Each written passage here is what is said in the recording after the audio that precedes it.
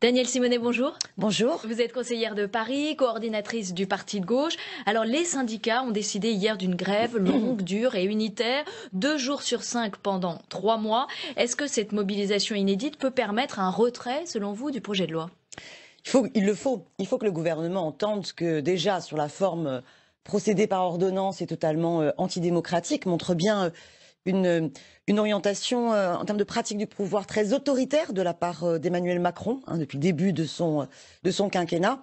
Mais surtout, il faut comprendre le fond du dossier. Dans la loi d'habilitation qui va permettre au gouvernement de procéder par ordonnance, c'est-à-dire en court-circuitant le débat du Parlement, eh bien, ils ont présenté cela au Conseil des ministres sans plus parler de la dette. Alors que vous vous souvenez, au début, c'était au nom de la dette de la SNCF qu'il y avait une urgence impérative de procéder à une réforme de la SNCF et notamment du statut des cheminots. Or là, on ne parle plus de la dette. On sait par ailleurs que c'est un mensonge éhonté de faire croire que la dette de la SNCF serait due au statut des cheminots, parce que ça n'a strictement rien à voir. La dette, elle est due à des investissements sur les lignes grande vitesse qui ont en plus été faits par des partenariats publics-privés qui ont fait qu'on s'est totalement endetté auprès des marchés financiers. Donc on fait porter aux cheminots la mauvaise gestion on fait porter aux de cheminots, l'État, c'est ce que exactement. On fait porter aux cheminots la responsabilité d'une très mauvaise gestion de l'État qui a profité aux intérêts privés pour, en plus, permettre de privatiser la SNCF pour que les intérêts privés continuent à se gaver. Parce qu'en fait, dans la réforme, vous verrez sur le statut des cheminots, on ne parle pas des fameux, soi-disant, privilèges totalement scandaleux que le gouvernement n'a cessé de pointer du doigt. La question des billets de train, la question de l'âge du départ à la retraite. C'est pas de ça dont il est question. Il est question, d'abord et avant tout, de faire en sorte qu'on puisse licencier les cheminots. Donc pour pouvoir privatiser la SNCF, l'enjeu du gouvernement ça s'appliquera qu'aux prochains, ça s'appliquera qu'aux ceux qui sont embauchés. Ceux qui sont déjà sous statut de cheminot, le reste. Exactement, ce qui montre d'autant plus que les cheminots préparent une grève non pas pour leurs pommes, pour défendre leurs propres intérêts à eux, mais vraiment pour défendre le service public du rail. Parce que derrière la mise en concurrence, qu'est-ce qui va se passer? Eh bien, je peux vous dire, toutes les lignes de proximité qui sont dites non rentables, on va les envoyer encore plus à la gestion des régions, qui seront contraintes de les fermer. Vous aurez des lignes TGV rentables qui vont être exploitées par des partenaires privés, et donc aussi les lignes corail intermédiaires, toutes celles-là, eh bien elles vont en pâtir. On va écouter la ministre ce matin des Transports, Elisabeth Borne, qui s'explique à ce sujet. C'est très déstabilisant pour les voyageurs, très pénalisant, et je pense que cette posture n'est pas responsable, parce que j'ai annoncé qu'on allait avoir 2 mois de concertation, de négociation, donc il y a des sujets très précis qui sont sur la table. Le gouvernement ne cherche pas l'affrontement, ne cherche pas l'épreuve de force. Les syndicats disent 2 jours de grève tous les 5 jours. Moi, je dis négociation 7 jours sur 7. Le gouvernement ne cherche pas l'affrontement, c'est ce que dit Elisabeth Borne. Vous êtes d'accord avec elle? Bien sûr que non. Le gouvernement cherche totalement l'affrontement. Le gouvernement ne cherche pas la négociation, parce que sinon il ne commencerait pas par poser une loi d'habilitation par ordonnance. Vous irez avec eux manifester? Bien sûr. Dans la rue? Non seulement j'irai le 22 mars prochain, mais en plus j'invite tous les citoyens et citoyennes à être solidaires des cheminots. Par exemple en participant aux caisses de grève, parce que ça va leur coûter de faire grève. Sauf que l'opinion aujourd'hui, elle n'est pas de ce côté-là. Vous allez voir. Quand on va expliquer, notamment en zone rurale, excusez-moi, que les petites gares, les petites lignes vont fermer les unes après les autres. C'est pas ce que dit le gouvernement aujourd'hui. Mais parce que le gouvernement est dans une hypocrisie la plus totale, puisqu'en fait, c'est pas lui qui va fermer directement ces lignes, mais ça sera les régions à qui il donne la responsabilité d'exploiter ces petites lignes sans leur donner les moyens financiers. Vous savez, en Angleterre, quand on a privatisé le rail, eh bien, c'est les tarifs qui ont explosé de plus de 30%, les accidents qui se sont démultipliés, au point que plus de la moitié des Anglais, je crois 2 sur 3, demandent la renationalisation du rail. C'est pas le cas en Allemagne, de la Deutsche Bahn par exemple. Exactement, mais la situation en France est bien meilleure. Donc il faut comprendre qu'il y a un enjeu écologique de défendre le rail. Regardez l'aberration d'avoir autant de camions qui transportent des marchandises, de la Belgique à l'Espagne en traversant toute la France, alors que si on développait le fret ferroviaire, au lieu de l'avoir fait décliner comme nous l'avons fait décliner, on réduirait énormément la pollution atmosphérique. Donc c'est un impératif écologique, c'est un impératif social. C'est vraiment on va écouter quand même Laurent Berger, pour tous les citoyens et citoyennes de défendre le rail. Laurent Berger de la CFDT qui a pris la parole. C'est un peu volonté du départ de dire, bah voilà, ce qui pose problème aujourd'hui à la SNCF, c'est pas le manque d'investissement de l'État. Alors maintenant, on y revient, mais c'est pas, on voit pas trop le projet en termes de transition écologique, l'apport du ferroviaire. Mais en gros, la solution, c'est, on se tape les cheminots. Eh bien, il faut pas s'étonner que ça provoque cette réaction. On se tape les cheminots, c'est ce que dit Laurent Berger. Bien sûr. L'objectif, casser le statut des cheminots, c'est-à-dire faciliter la possibilité de licencier les cheminots pour permettre aux entreprises privées qui vont reprendre morceau par morceau la gestion de la SNCF de pouvoir avoir une main-d'œuvre corvéable à merci. De la même manière que ce gouvernement a cassé le code du travail par ordonnance.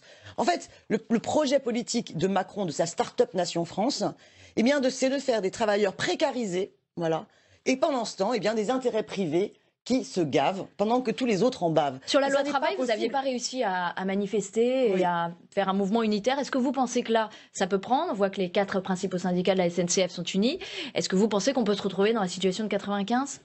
Je le souhaite, sauf si le gouvernement réagit à un sursaut avant et arrête son projet. Retire son projet, en fait. Mais je dirais par ailleurs que vous avez plein d'autres dossiers, on en reparlera peut-être, mais sur la question des EHPAD, sur la question de l'hôpital public, sur la question des écoles, sur énormément de fronts, la colère est en train de monter dans ce Alors pays. justement, je voulais vous parler des retraités qui ont manifesté hier pour réclamer plus de pouvoir d'achat.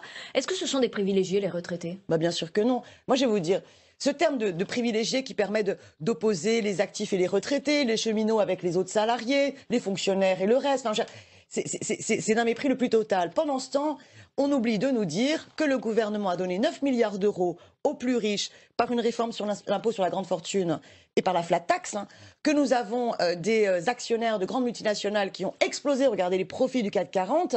Les rentiers dans ce pays, c'est ceux qui vivent de la rente, de la spéculation immobilière, de la spéculation des actionnaires, de cette bulle financière qui fait que notre économie est totalement déconnectée, la finance est totalement déconnectée de l'économie réelle, et que ça pourrait bien nous éclater en pleine figure, comme en 2008. Donc c'est en plus irresponsable. Mais non, les retraités, moi je les ai vus dans la manifestation, j'étais à leur côté, ils ont perdu.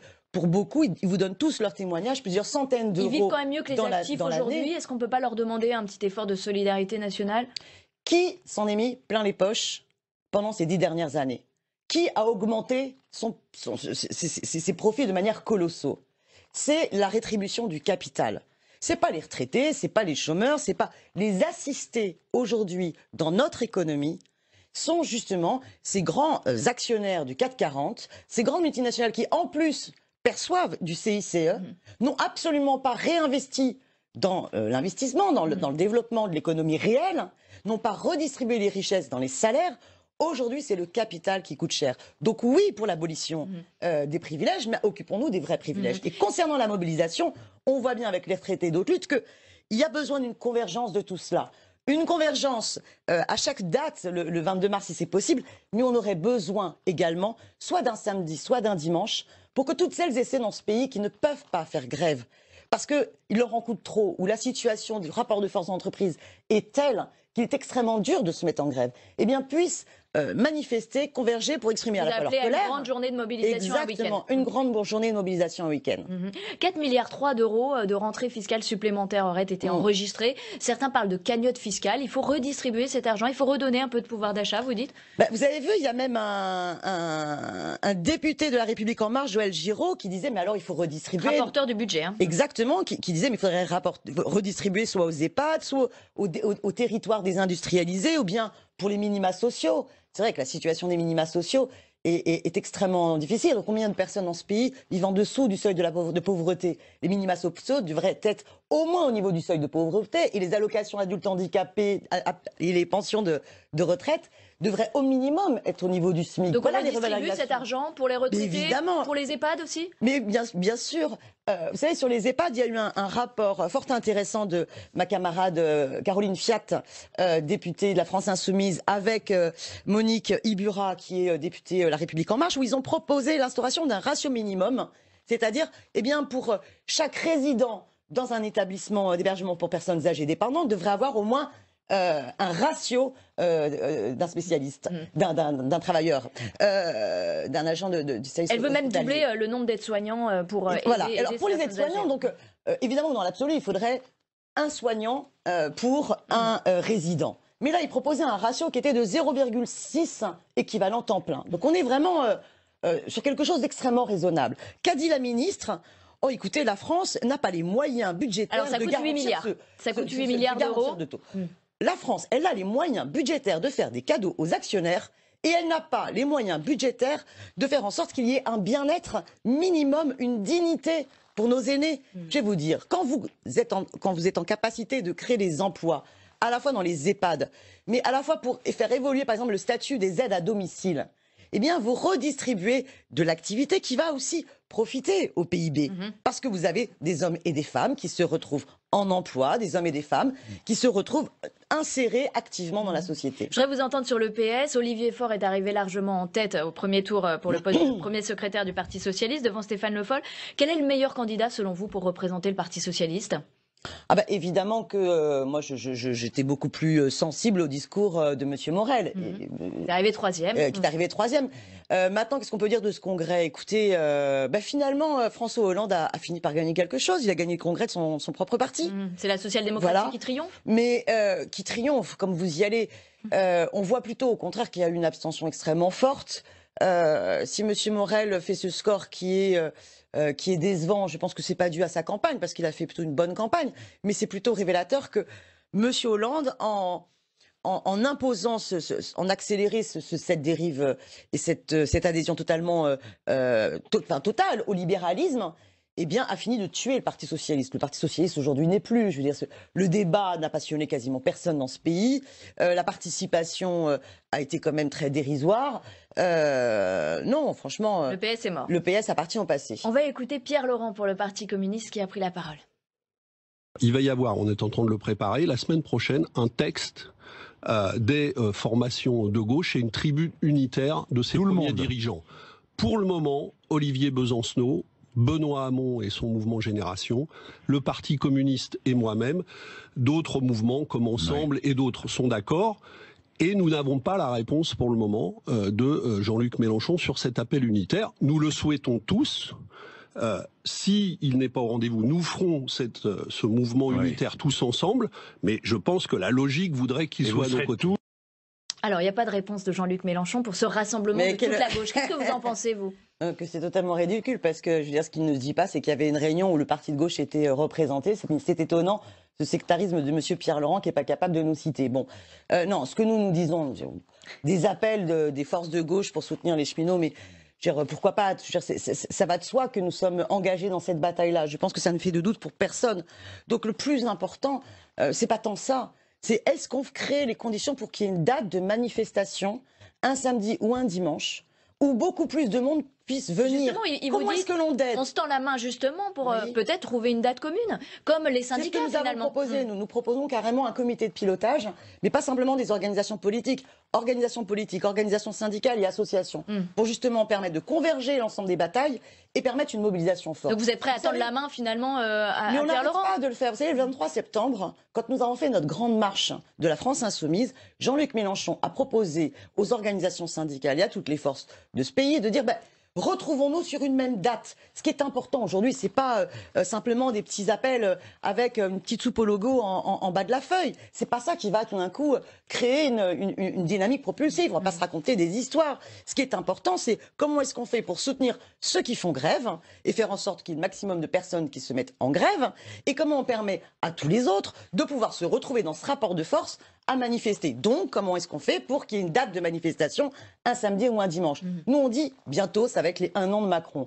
Eh bien, 1 an de Macron, ça suffit. On ne va pas le laisser, par exemple, commémorer mai 68.